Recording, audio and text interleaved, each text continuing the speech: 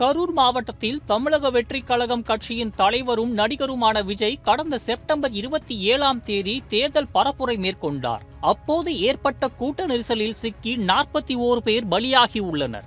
இது தொடர்பாக இதுவரை செய்தியாளர்களை சந்தித்து பேசாத விஜய் 3 நாட்கள் கழித்து தற்போது வீடியோ வெளியிட்டு இருக்கிறார்.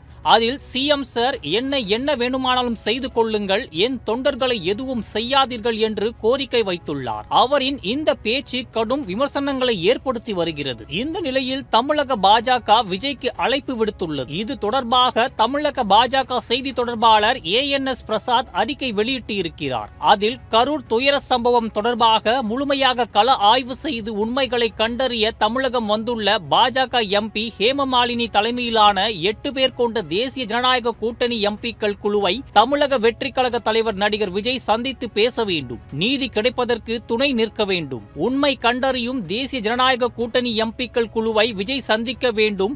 சம்பவத்தின் போது என்ன நடந்தது என்பது குறித்து உண்மை நிலவரங்களை விஜய் விளக்க வேண்டும். ஏனெனில் நடந்த விஷயங்களை நேரில் நின்று பார்த்தவர், முதல் சாட்சியாக அறியப்படுபவர் விஜய். தேசிய ஜனநாயக கூட்டணி எம்பிக்கள் குழுவினர் மக்களிடம் விசாரணை நடத்தினாலும், காவல்துறை அதிகாரிகளிடம் கேட்டு தெரிந்து கொண்டாலும் நடிகர் விஜய் மற்றும் தாவேகா நிர்வாகிகள் அளிக்கக்கூடிய தகவல்கள் உண்மைகளை தெளிவாக எடுத்து கூறுபவையாக இருக்கும் என்பதால் அவர் தனது கட்சி நிர்வாகிகளுடன் எம்பிக்கள் குழுவை சந்தித்து தன்னுடைய கருத்துக்களை தெரிவிக்க வேண்டும். உண்மை அறியும் எம்பிக்கள் குழுவுடன் இணைந்து கரூர் சம்பவத்தின் பின்னணி குறித்து விவரங்களை வெளிக்கொணர முழு முயற்சி செய்ய வேண்டும் என்று தமிழக பாஜக கேட்டுக்கொள்கிறது என்று தெரிவிக்கப்பட்டுள்ளது.